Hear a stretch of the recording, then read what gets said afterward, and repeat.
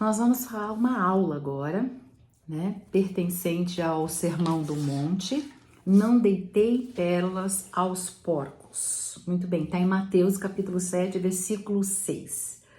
Começa assim: Não deis aos cães o que é santo, nem lanceis aos porcos as vossas pérolas, para que não suceda que as calquem aos pés, né, pisar com os pés, voltando contra vós, vos despedacem. Muito bem.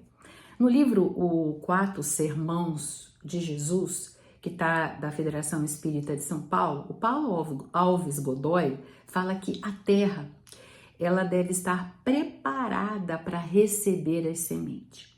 O Cristo disse que devemos ir a toda parte, apregoando as excelências do reino de Deus. Porém, isso deve ser feito quando se pressinta o desejo de ouvir, quando realmente alguém quer ouvir, ou a vontade de aprender algo útil, certo?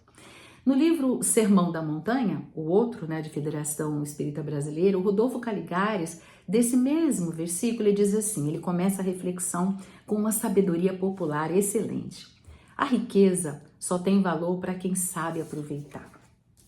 E aí ele ilustra com uma historinha de um galo, né, que estava procurando ali umas migalhas, bichos, né, ali na terrinha onde ele estava. Aí ele encontra uma pedra preciosa e diz: se um lapidário te encontrasse, como haveria de regozijar-se com este achado? A mim, porém, de nada vales. Melhor me serviria um grão de milho ou algum vermezinho, né? E afastou-se procurando algo que lhe satisfizesse o estômago. Eu achei excelente essa história, né, que ele conta, né? Assim também podemos dizer com as coisas espirituais. Ele fala também dos dons psíquicos, forças mentais, o domínio das leis que regem a comunicação com a além, né, a mediunidade. Elas são excelentes, benéficas, a gente vê aí, né, no Centro Espírita, né, lá na Seara Bendita, a gente vê como é benéfico, né, os passes, tudo que é feito.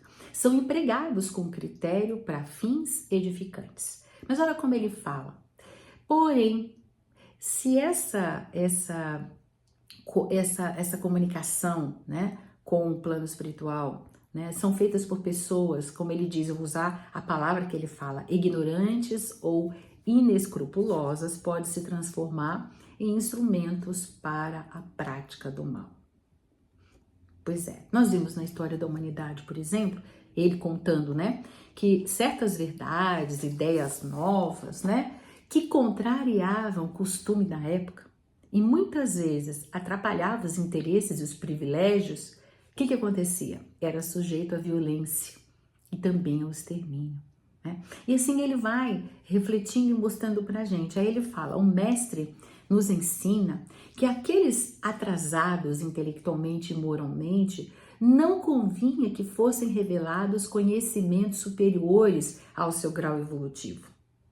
Mas não é porque ele queria apenas que um grupinho soubesse. Mas olha como ele diz, é para que não contraíssem perante a justiça divina maior soma de responsabilidade do que poderiam suportar e nem viessem a prejudicar o próximo com o mau uso delas. Então, ainda não estavam prontos. Então, para que a gente dá uma coisa que pode servir não para ajudar, mas para prejudicar a outras pessoas, né? Aquele conhecimento e ainda mais criar mais ao invés de a gente esgotar o karma, aumentar o karma, né?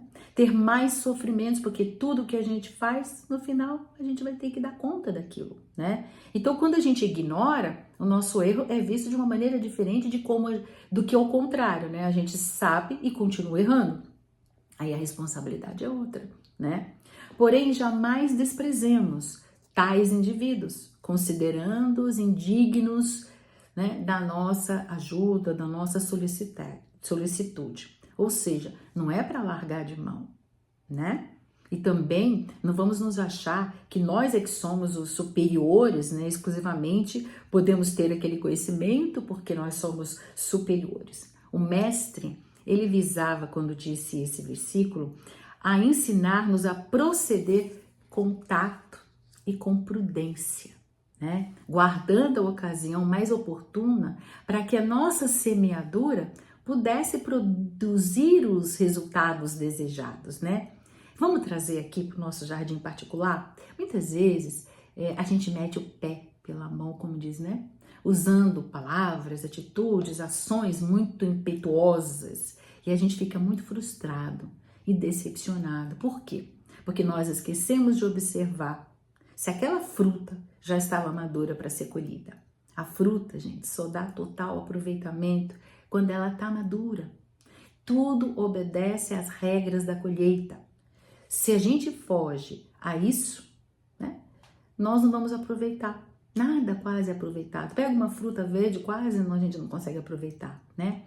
E nas leis da lavoura, elas devem ser obedecidas quando o agricultor se interessa por uma boa colheita. E qual é aquele que não quer colher o maior número de frutos, né?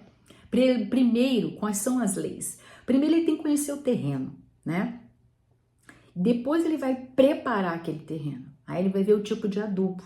Ele vai ver os ingredientes para a deficiência daquele solo que ele primeiro conheceu, que ele verificou, né? Depois, ele vai esperar as chuvas, né? E então, ele só pode plantar naquele clima, né? De acordo com a semente. A semente tem que ser de acordo com aquele clima, porque tem plantas que exigem muita água. Se é um lugar que chove pouco, não dá.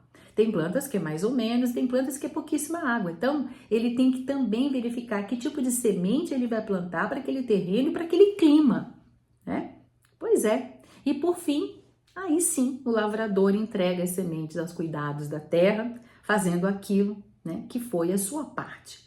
O dono da vinha sabe a época da colheita, de modo que não perca nenhum dos seus frutos. Então, ele sabe exatamente para cada tipo de planta quando deve ser colhido. E no reino espiritual, gente, as leis são as mesmas. Diz Miramês no livro Alguns Ângulos dos Ensinos do Mestre. É maravilhoso Miramês, né? É com João Nunes Maia. Ele diz assim: os mentores espirituais, em nome de Jesus, são os agricultores a semear as ideias elevadas como sementes do céu na terra dos homens. E somente o Cristo sabe a época certa da colheita.